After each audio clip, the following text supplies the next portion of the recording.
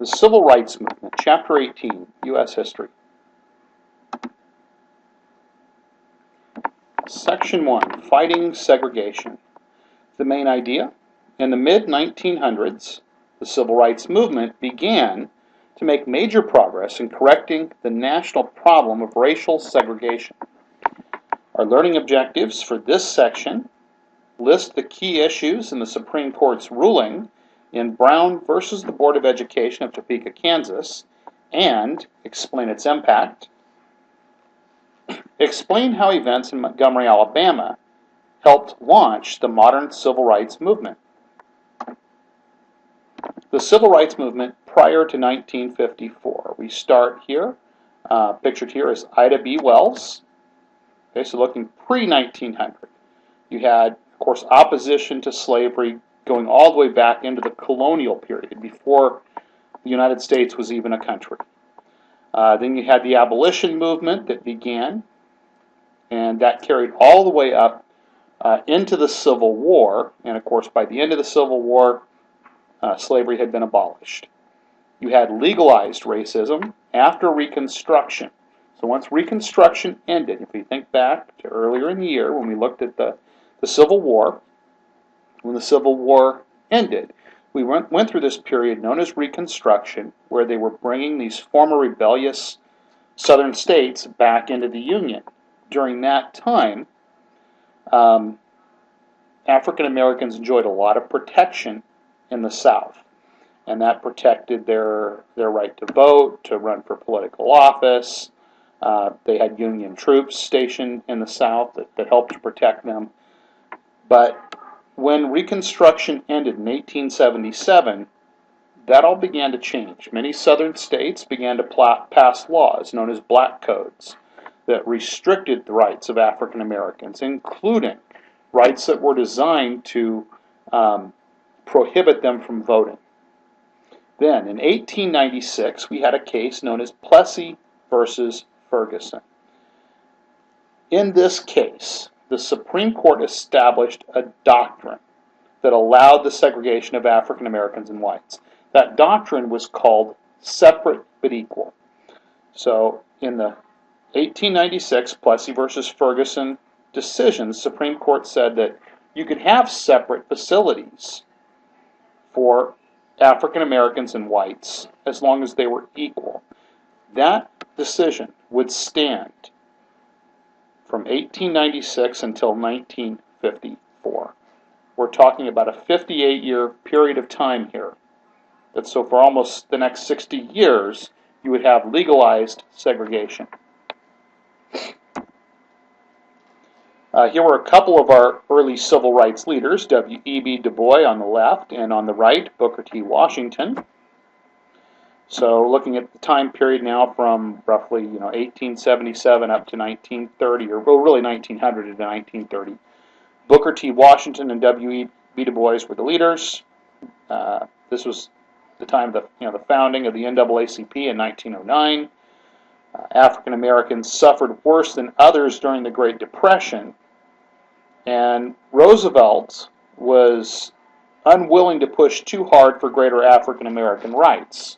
Part of that was because Roosevelt already faced opposition in trying to get much of his New Deal legislation passed, and you also had a situation in which Roosevelt was a Democrat, and at that point in time, Southern Democrats were important to him maintaining his political power.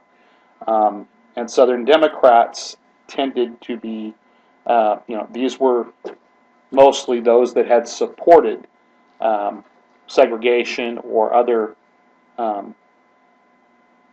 racist policies. The Republican Party, remember, was originally founded around the issue of abolition. So, the Republican Party was an abolition party. They enjoyed great support in the North. Yes, some Republicans moved to the South during Reconstruction, but the Democratic Party was really divided North and South. And so, Roosevelt knew if he pushed too hard for African American rights, that would hurt him with Southern Democrats. So he wasn't willing to do that. Another leader here was A. Philip Randolph. A. Philip Randolph forced a federal ban against discrimination in defense work, and in the 1940s we saw the founding of CORE, which is the Congress of Racial Equality. President Truman also desegregated the armed forces in the 1940s after World War II. That happened in 1948. And the Brooklyn Dodgers put an African American, Jackie Robinson, on its roster, which, now, in the modern day and age, we think nothing of seeing African American sports superstars, but at the time, in the 1940s, Major League sports basically were for whites. So for the Brooklyn Dodgers to put an African American on their roster was groundbreaking. The fight for equality.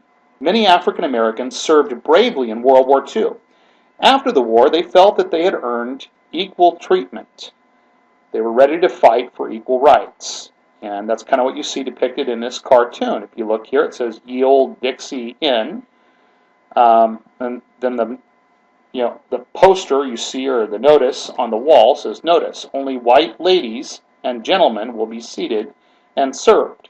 Members of other races are considered undesirable.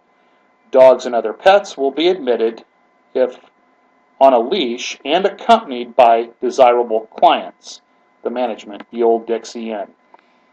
And so, this is obviously supposed to be funny, but at the same time, it pointed out a sad reality, is that in some cases, this might be the case. In some establishments, African Americans might be denied service while they would allow people to bring their pets in. So, African Americans even had a lower status than the pets of whites.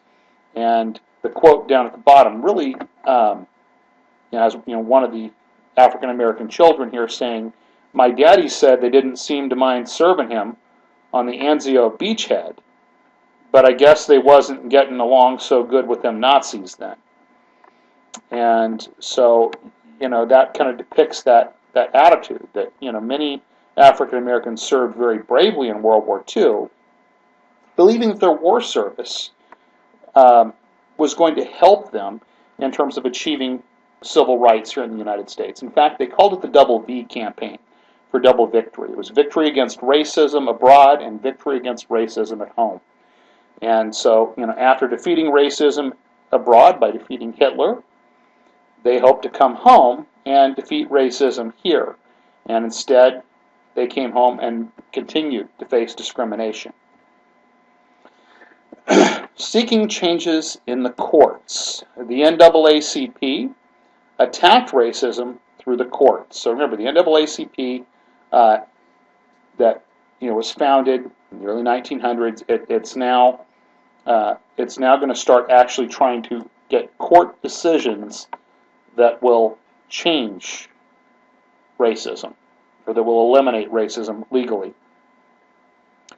In the 1930s, Charles Hamilton Houston and Thurgood Marshall, who's pictured here, began a campaign to attack the concept of separate but equal. So this really was what they felt was the first thing that really they had to deal with, was segregation. And so as they attacked this in the courts, they began to look for legal decisions to overturn this. And if you look at the picture here, you see the sign, "Colored Waiting Room," private property, no parking, blah, blah, blah. So, that was, once again, in many public situations here, this is a public transit station, you have separate waiting rooms for coloreds and whites. So the NAACP began to chip away at the 1896 Supreme Court ruling in Plessy versus Ferguson, which once again provided the legal basis for segregation. Some examples of this effort: in 1938, you had Missouri ex rel. Gaines versus Canada, Registrar of the University of Missouri, 1950, Sweat versus Painter. Then, the most significant case. Key issues in the Supreme Court's ruling on Brown versus the Board of Education of Topeka, Kansas. Thurgood Marshall began to focus on desegregating the nation's elementary and high schools in the 1950s. He found a case in Linda Brown of Topeka, Kansas. The Supreme Court combined several school segregation cases from around the country into a single case, Brown versus the Board of Education of Topeka, Kansas, or now commonly simply referred to as Brown versus the Board. So, the Supreme Court agrees to hear this case. Now, of course, the Supreme Court is the ultimate authority in the land. Remember, in 1896, they established a precedent. Lower courts tend to follow the precedent set by the Supreme Court. So the Supreme Court has said that separate but equal is constitutional. That was the 1896 decision. So the court is very aware of the significance of this case. You know, when they take on this case of Brown versus the Board of Education, they're aware that their decision is going to establish a precedent. So they know how significant this is. And once again, just to understand the stakes, if we talk about the whole idea of separate but equal, here you see a black school building in Virginia, and if you look at the condition of this school, this is not what you would really call a very high quality facility. Therein lie a lot of the problems.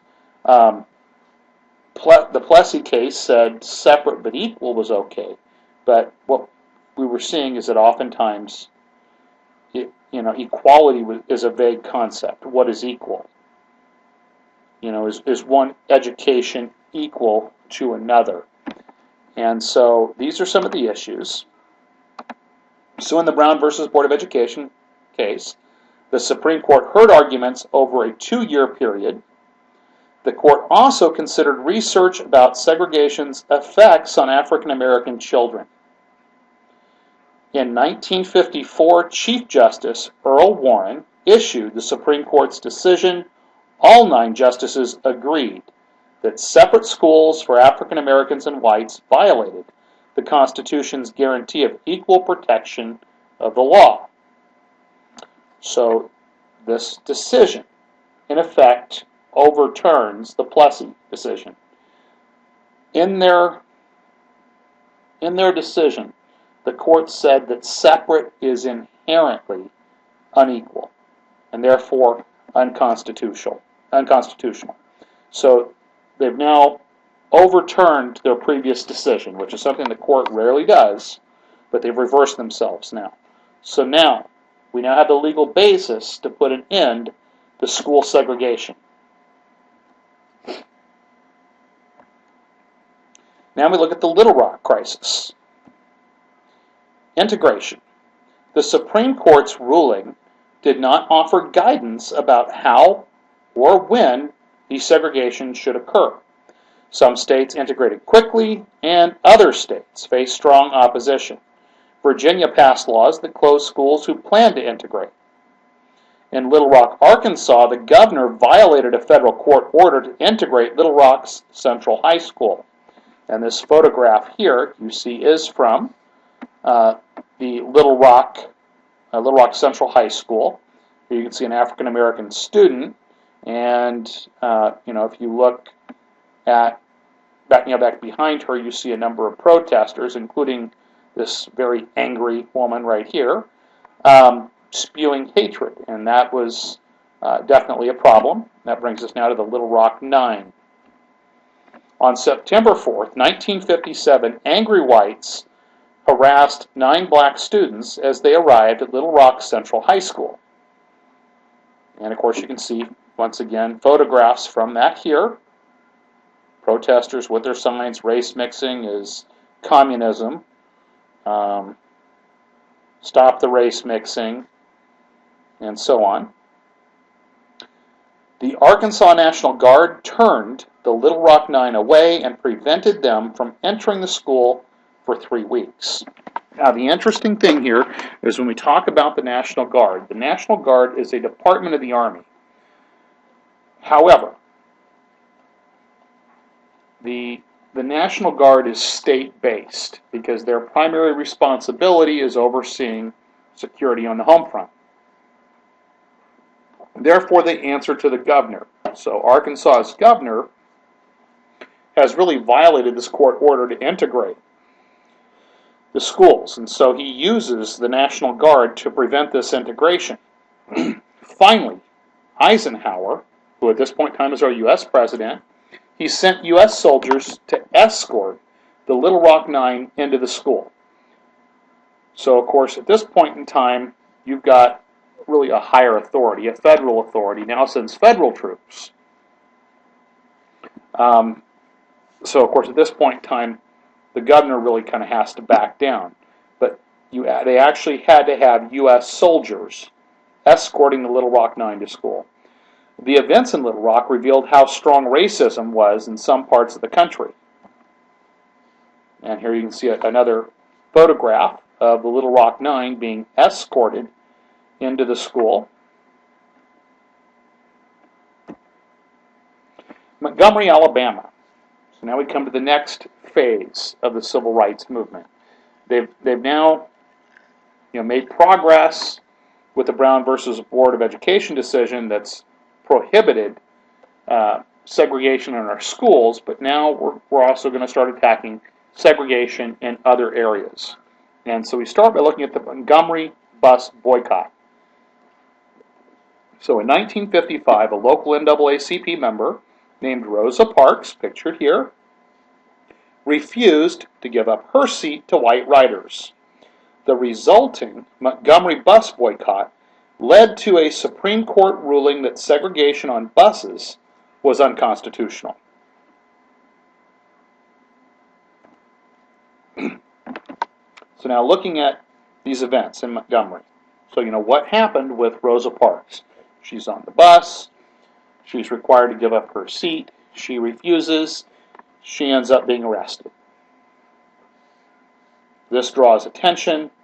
So the Southern Christian Leadership Conference becomes involved.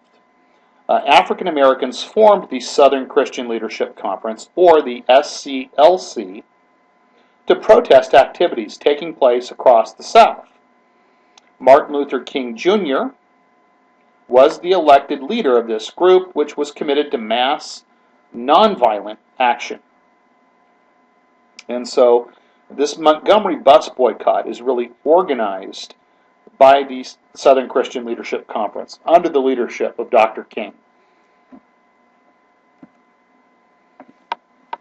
So when Rosa Parks was arrested, the NAACP called for a one-day boycott of the city bus system. Now the idea here is that a boycott would hit the city in the pocketbook. If people boycott the buses just for one day, that's a loss of income for those buses. And so they're still going to get the same money to operate, but they're not going to have near as many riders. It would have an impact. Community leaders formed the Montgomery Improvement Association, and they selected Martin Luther King Jr. as its leader. African Americans continued to boycott the bus system for a year. So instead of being a one-day boycott, this actually becomes a year-long boycott, which hurt the bus system and other white businesses as well, because these white businesses now that typically receive customers from the buses are now losing that business because the buses are losing their passengers due to the boycott. So after the Supreme Court ruled that segregation on buses was unconstitutional, integration of the buses moved forward.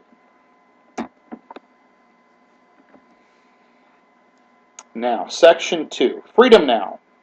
The main idea: the quest for civil rights became a nationwide movement in the 1960s as African Americans won political and legal rights and segregation was largely abolished. Our learning objectives here are to analyze the strategy of nonviolence in the civil rights movement. Nonviolent protest during the civil rights movement. Civil rights workers used several direct nonviolent methods to confront discrimination and racism in the late 1950s and early 1960s: boycotts, sit-ins, and freedom rides. Many of these nonviolent tactics were based on those of Mohandas Gandhi, a leader in India's struggle for independence from Great Britain. American civil rights leaders such as James Farmer of CORE, Martin Luther King Jr. of the SCLC, and others shared Gandhi's views. James Lawson, an African-American minister, conducted workshops on nonviolent methods in Nashville and on college campuses. Now, looking at the strategy of nonviolence. The sit-in movement. 4 college students in Greensboro, North Carolina, stayed in their seats at a Woolworth lunch counter after being refused service because of their race. So, they didn't do anything violent, but once again, all they did is they protested an unjust law.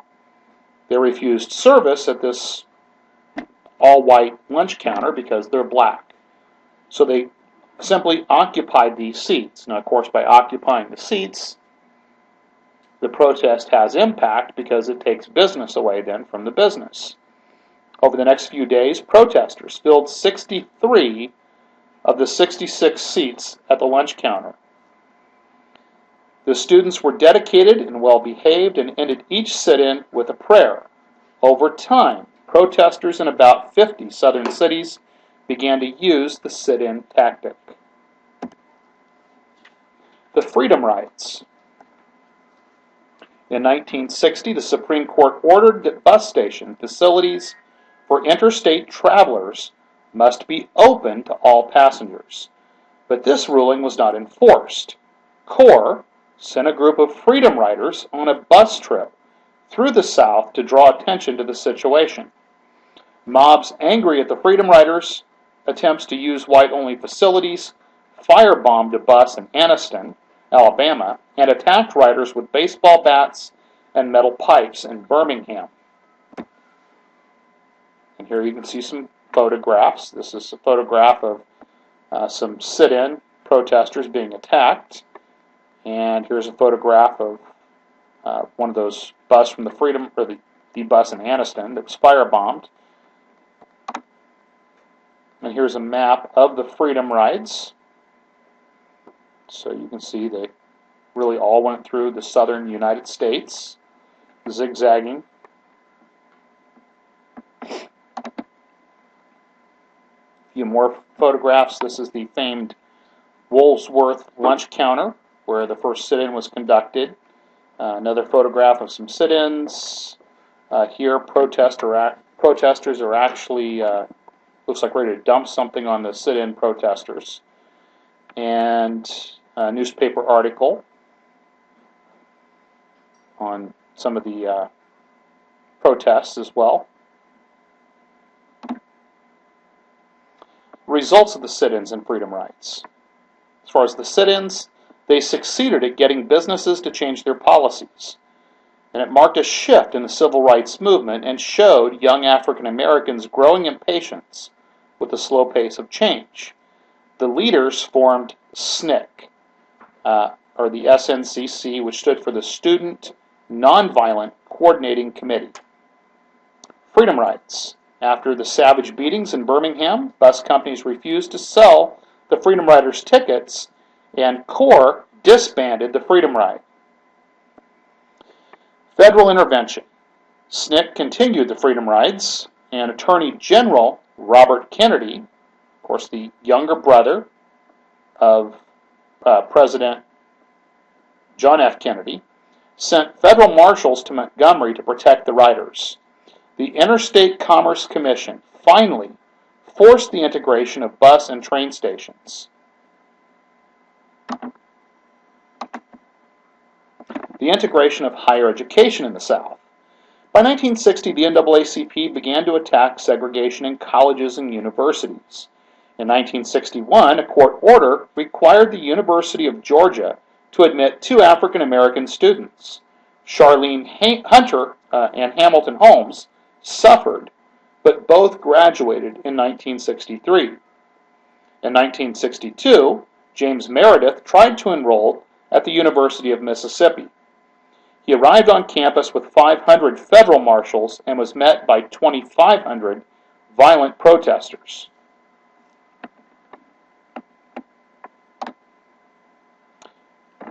President Kennedy went on national television to announce that he was sending in troops. The troops ended the protest, but hundreds had been injured and 2 killed. A small force of marshals remained to protect Meredith until he graduated in 1963. In 1963, the governor of Alabama physically blocked Vivian Malone and James Hood from enrolling at the University of Alabama. So what role did Albany, Georgia, and Birmingham, Alabama play in the history of civil rights? Local officials in Albany, Georgia, ignored the Interstate Commerce Commission's new integration rules. Birmingham, Alabama, was known for its strict enforcement of segregation.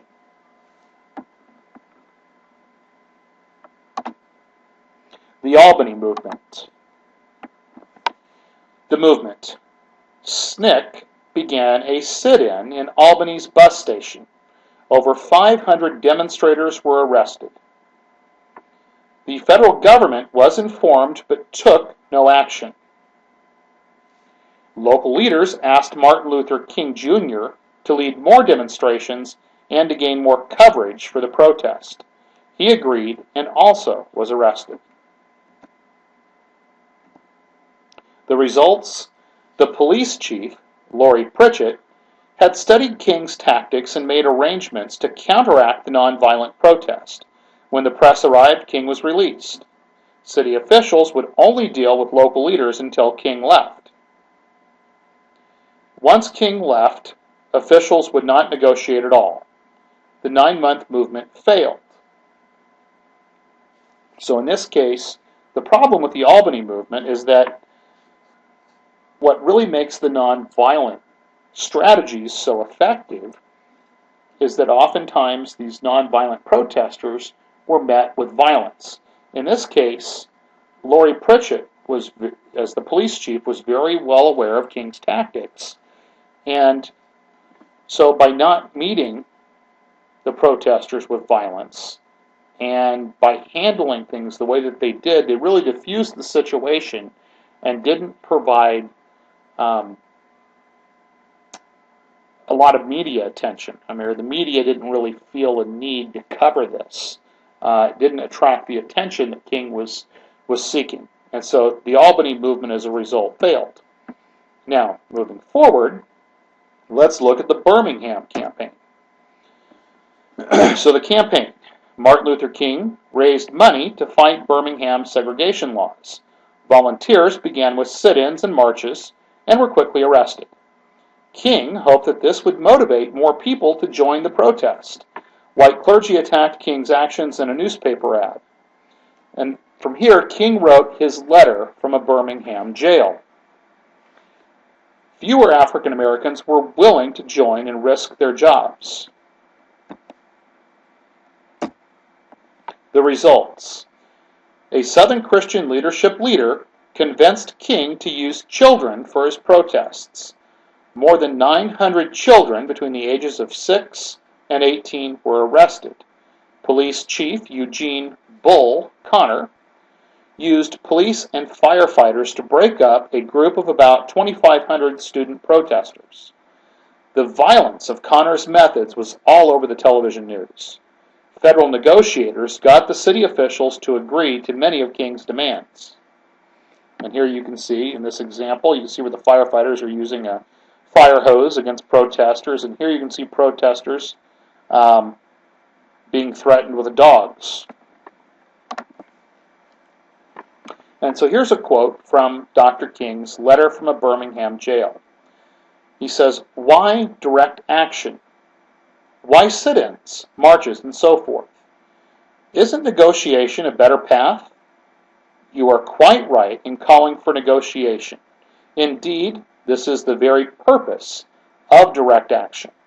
Nonviolent direct action seeks to create such a crisis and foster such a tension that a community which has constantly refused to negotiate, is forced to confront the issue. So what King is saying here is that, ultimately,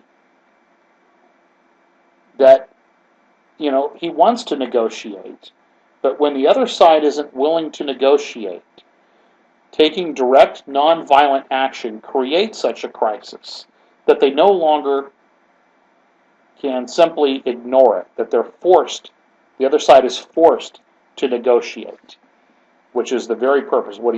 So he's saying that direct action is necessary to achieve negotiation. And here are some more photographs.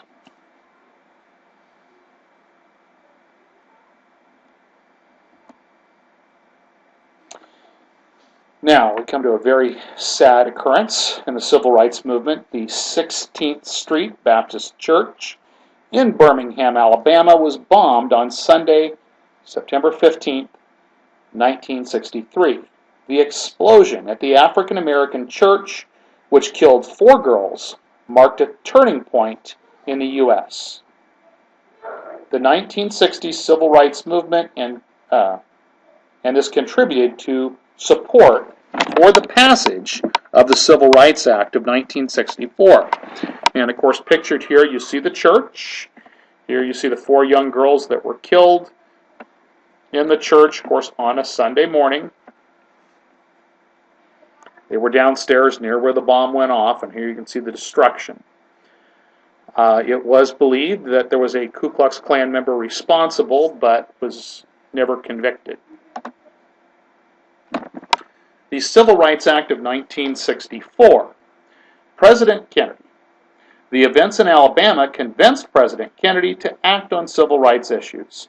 Kennedy announced that he would ask for legislation to finally end segregation in public accommodations. Medgar Evers, this is Ed Evers pictured here. Medgar Evers, the head of the NAACP in Mississippi, was shot dead in his front yard. Ku Klux Klan member Brian De La Beckwith was tried for the crime, but all-white juries failed to convict. The March on Washington. On August 28, 1963, the largest civil rights demonstration ever held in the United States took place in Washington. More than 200,000 people marched and listened to Martin Luther King Jr.'s I Have a Dream speech. And this is, once again, a photograph from it. Here you see the Washington Monument in the background, and here you see all the people gathered. Passing the Civil Rights Act. President Johnson supported passage of a strong civil rights bill. Some Southerners in Congress fought hard to kill this bill. Johnson signed the Civil Rights Act of 1964 into law on July 2, 1964. Now here you see President Lyndon Baines Johnson meeting with Martin Luther King Jr. The law banned discrimination in employment and in public accommodations. Voting rights. The main idea of this section is that in the 1960s, African Americans gained voting rights and political power in the South, but only after a bitter and hard-fought struggle. Our learning objectives summarize the efforts to expand voting rights for African Americans.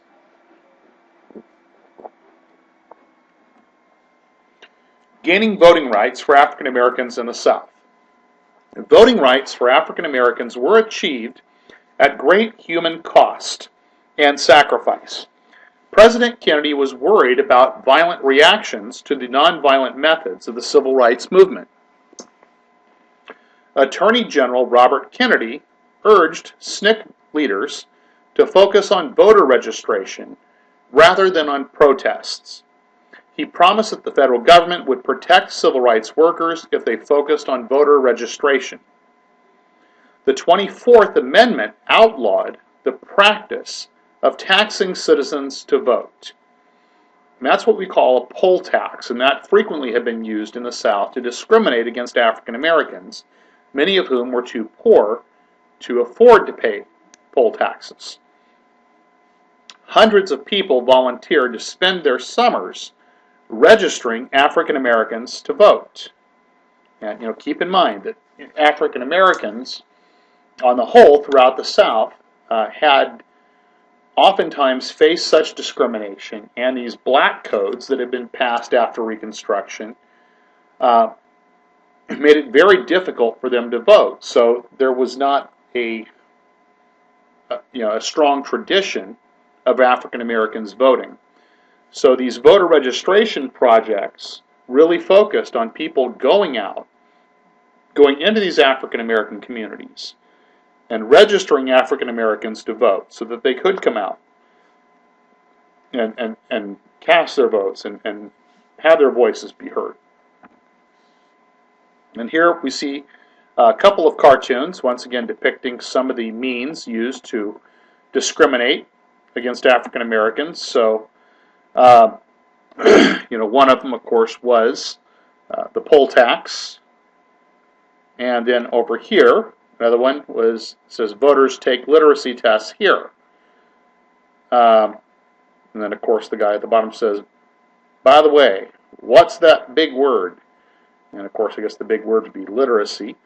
But the idea behind literacy tests is that was another tool frequently used against African Americans to prohibit them from voting in the South.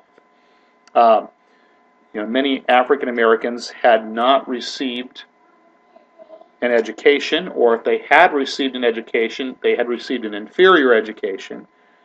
And then to make matters worse, the tests that were given were very objective tests.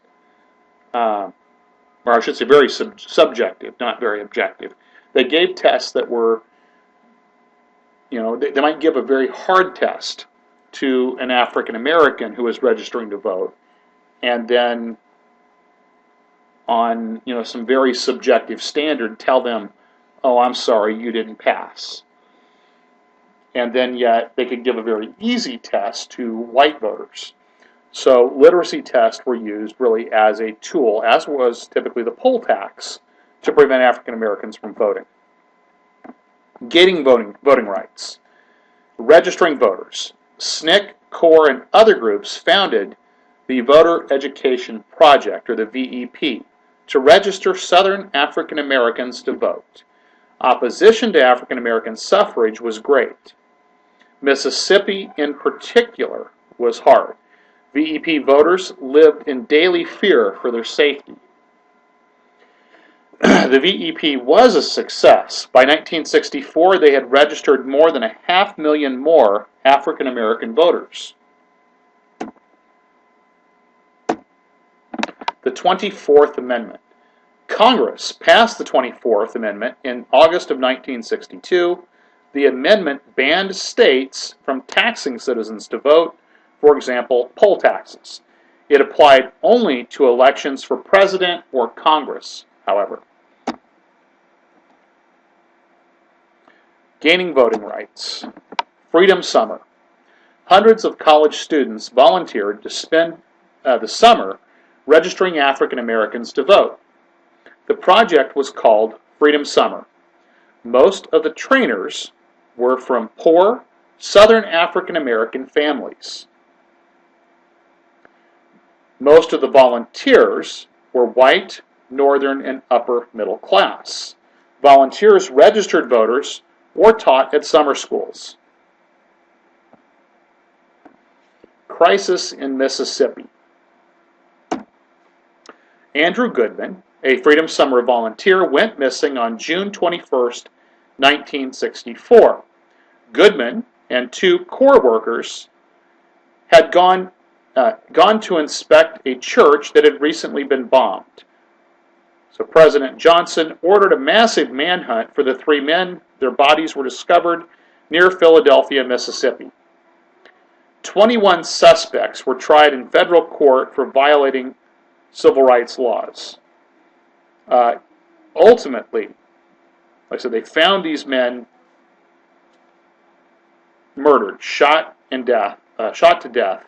As it turns out, actually, the police were involved in, or some police officers were involved in actually carrying out this violent crime. The results of Project Freedom Summer. The organizers considered Mississippi's Freedom Summer Project a success. The Freedom Schools taught 3,000 students. More than 17,000 African Americans in Mississippi applied to vote. State elections officials accepted only about 1,600 of the 17,000 applications. So that right there shows another problem. The state election officials rejected more than 90% of the applications that had been turned in. This helped to show that a federal law was needed to secure voting rights for African Americans. How did African American political organizing become a national issue? Martin Luther King Jr. and other civil rights leaders wanted to help President Johnson defeat Republican Barry Goldwater in the 1964 election. These leaders agreed to suspend their protest until after Election Day. SNCC leaders refused, saying that they wanted to protest segregation within the Democratic Party. SNCC helped to form the Mississippi Freedom Democratic Party.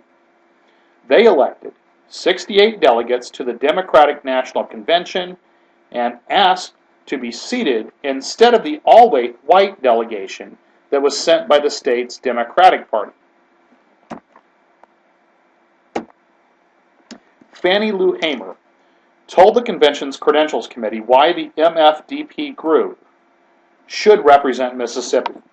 President Johnson offered a compromise. 2 members of the Mississippi Freedom Democratic Party delegation would be seated, and the rest would be non-seated guests of the convention. The NAACP and the Southern Christian Leadership Conference supported the compromise. SNCC and the Mississippi Democratic Freedom Party rejected the compromise. The MFDP's challenge failed in the end, and it also helped widen a split that was developing in the civil rights movement. The Voting Rights Act, the Selma Campaign. King organized marches in Selma, Alabama to gain voting rights for African Americans. King and many other marchers were jailed. Police attacked a march in Marion, and King announced a 4-day march from Selma to Montgomery. The Selma March. 600 African Americans began the 54-mile march. City and state police blocked their way out of Selma. TV cameras captured the police using clubs, chains, and electric cattle prods on the marchers.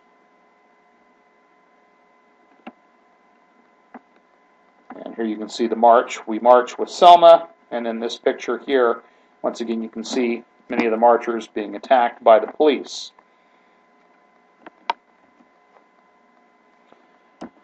The Voting Rights Act.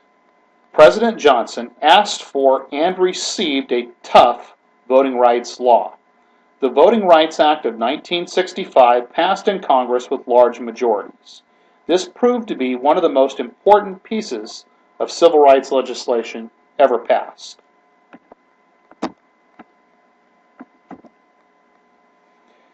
Changes and challenges. The main idea. Continued social and economic inequalities caused many young African Americans to lose faith in the civil rights movement and integration and seek alternative solutions. Our learning objectives? Explain why the civil rights movement expanded to the North. Explain how and why the civil rights movement fractured. Describe how the nation reacted to the death of Martin Luther King Jr. The civil rights movement expands to the North. The civil rights movement had done much to bring an end to de jure segregation, or segregation by law. However, changes in law had not altered attitudes, and many were questioning the nonviolent protest as an effective method of change. In most of America, there was still de facto segregation, or segregation that exists through custom and practice rather than by law.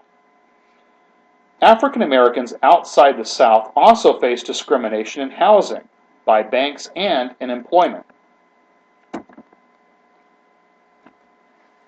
Expanding the movement. Conditions outside the South. Most African Americans outside the South lived in cities. African Americans were kept in all black parts of town because they were unwelcome in white neighborhoods. Discrimination in banking made home ownership and home and neighborhood improvements difficult. Job discrimination led to high unemployment and poverty. Urban unrest. Frustration over the urban conditions exploded into violence. Some examples were the Watts riots in Los Angeles in 1965 and riots in Detroit in 1967. President Johnson appointed the Kerner Commission to study the causes of urban rioting. They placed the blame on poverty and discrimination. The movement moves north. The riots convinced King that the civil rights movement needed to move north. He focused on Chicago in 1966. The 8-month Chicago campaign was one of King's biggest failures. Chicago's African Americans did not share his civil rights focus. Their concerns were economic. King discovered that some northern whites who had supported him and criticized racism in the South had no interest in seeing it exposed in the North. Fractures in the civil rights movement. Conflict among diverse groups of the civil rights movement developed in the 1960s. Many SNCC and CORE members were beginning to question nonviolence. In 1966, SNCC abandoned the philosophy of nonviolence. Huey Newton and Bobby Seale formed the Black Panther Party and called for violent revolution as a means of African American liberation. Malcolm X and the Black Muslims were critical of King and nonviolence. Black Power. Stokely Carmichael became the head of SNCC. SNCC abandoned the philosophy of nonviolence. Black Power became the new rallying cry. They wanted African Americans to depend on themselves to solve problems. Fractures in the movement. The Black Panthers. The Black Panther Party was formed in Oakland, California in 1966, and once again it called for violent revolution as a means of African American liberation. The members carried guns and monitored African American neighborhoods to guard against police brutality. The Black Muslims. The Nation of Islam was a large and influential group who believed in black power, the message of black nationalism, self-discipline, and self-reliance. Malcolm X offered a message of hope, defiance, and black pride.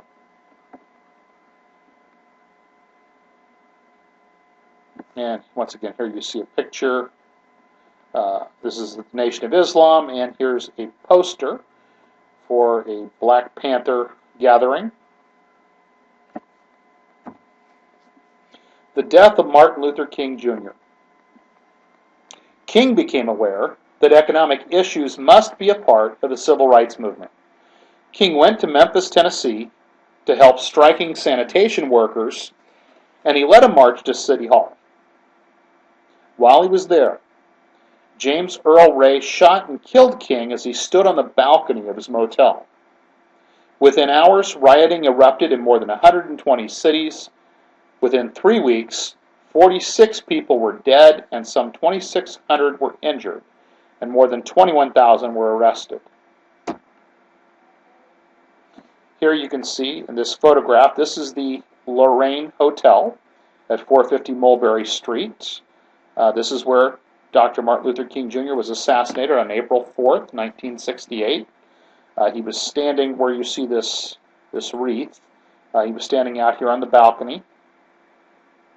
And this is the man that shot him, James Earl Ray.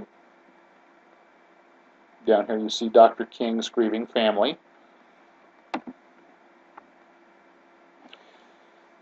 The movement continues. The main idea? The civil rights movement was in decline by the 1970s, but its accomplishments continued to benefit American society. Our learning objectives explain how the civil rights movement changed in the 1970s. The civil rights movement after Martin Luther King Jr. King realized that most African Americans were prevented from achieving equality because they were poor. Ralph Abernathy, the new leader of the Southern Christian Leadership Conference, led thousands of protesters to the nation's capital as a part of the Poor People's Campaign. The campaign turned out to be a disaster. Bad weather and terrible media relations marred the campaign. The campaign also failed to express clearly the protesters' needs and demands. The civil rights movement took place at the height of the Cold War. FBI Director J. Edgar Hoover created a secret program to keep an eye on groups that caused unrest in American society. Hoover considered King and the Black Power movement a threat to the American society. The FBI infiltrated civil rights movement groups and worked to disrupt them. They spread false rumors that the Black Panthers intended to kill SNCC members. They forged harmful posters, leaflets, and correspondence from targeted groups. The decline of Black Power. The Black Panthers. Hoover was particularly concerned about the Black Panthers. Police raided Black Panther headquarters in many cities. Armed conflict resulted even when the Black Panther members were unarmed. By the early 1970s, armed violence had led to the killing or arrest of many Black Panther members. SNCC. SNCC collapsed with the help of the FBI. H. Rap Brown, the leader who replaced Stokely Carmichael as the head of SNCC, was encouraged to take radical and shocking positions. Brown was encouraged to take these positions by his staff, many of whom secretly worked for the FBI. Membership declined rapidly.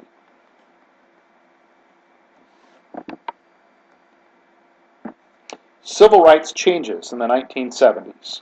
The Civil Rights Act of 1968 banned discrimination in the sale or rental of housing, also called the Fair Housing Act. Busing and political change. To speed the integration of city schools, courts began ordering that some students be bused from their neighborhood schools to schools in other areas. Busing met fierce opposition in the North. Busing was a major cause of the migration of whites from cities to suburbs. This development increased the political power of African Americans in the cities. Affirmative action programs gave preference to minorities and women in hiring and admissions to make up for past discrimination against these groups. The new Black Power. Black Power took on a new form and meaning in the 1970s. African Americans became the majority in many counties in the South. African Americans were elected to public office.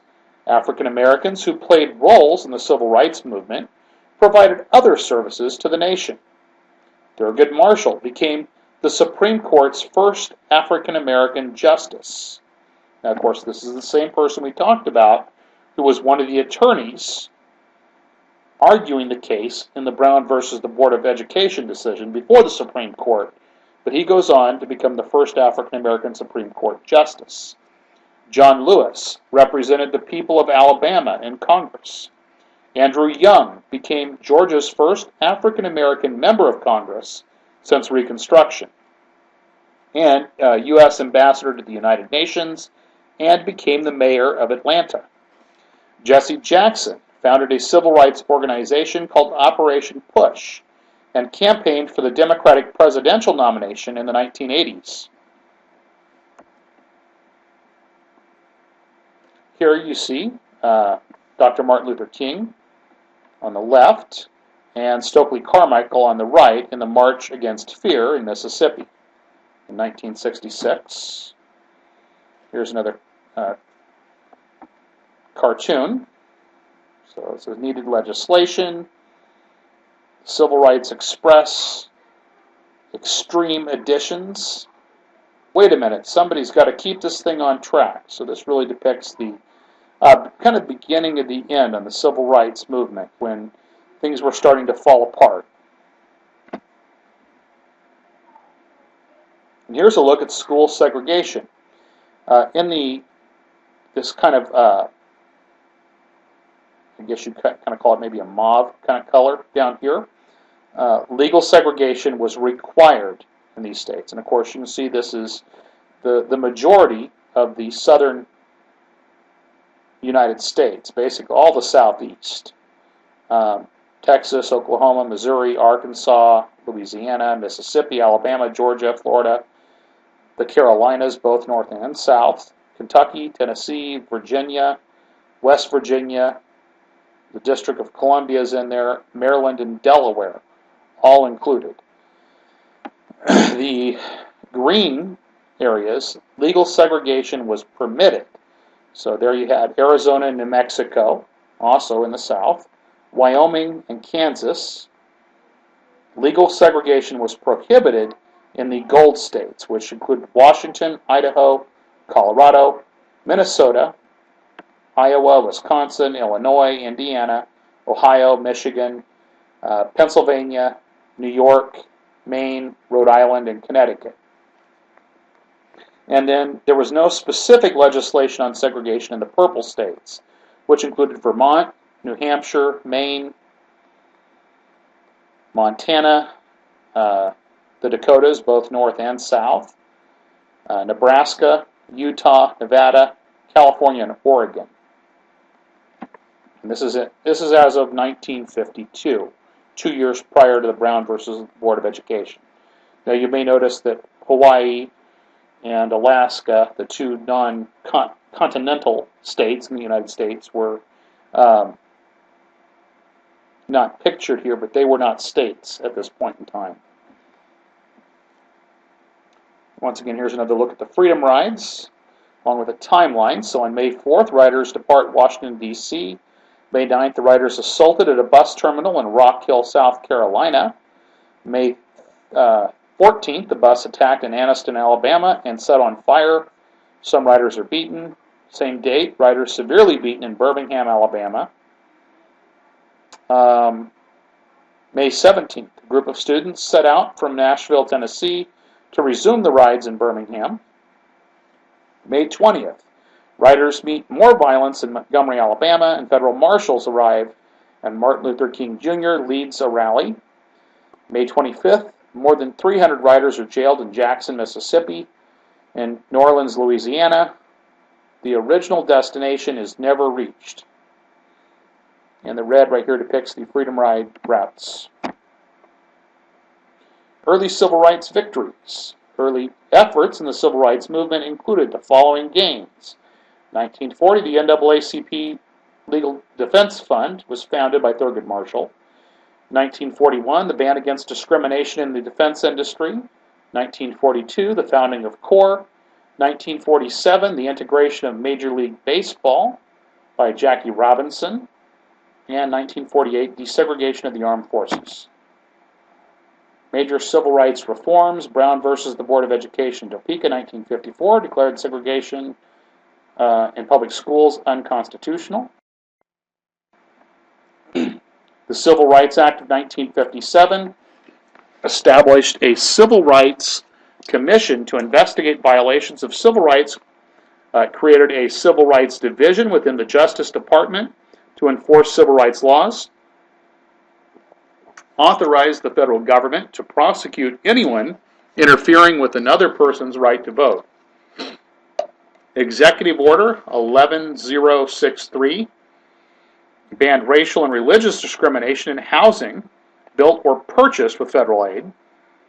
That was passed or went into effect November 20th, 1962. The Civil Rights Act of 1964 banned discrimination in public accommodations, outlawed unequal voting requirements, barred discrimination in employment based on race, gender, religion, or national origin. It established the Equal Employment Opportunity Commission It applied federal power to speed integration of schools and other public facilities. The Voting Rights Act of 1965 suspended literacy tests and other devices used to exclude black voters. It authorized federal supervision of voter registration and allowed federal workers to register voters. The Civil Rights Act of 1968, also known as the Fair Housing Act, banned racial discrimination in the sale, rental, or financing of housing. Made harming civil rights workers a federal crime. And once again, here's a visual summary of the chapter. Fighting segregation. Early civil rights groups included the NAACP and CORE. In 1954, the Supreme Court ordered an end to racial segregation in public schools. A bus boycott in Montgomery, Alabama launched the Southern Christian Leadership Conference and the modern civil rights movement. Freedom Now. Sit-ins and freedom rides provoked violent reactions from some white Southerners.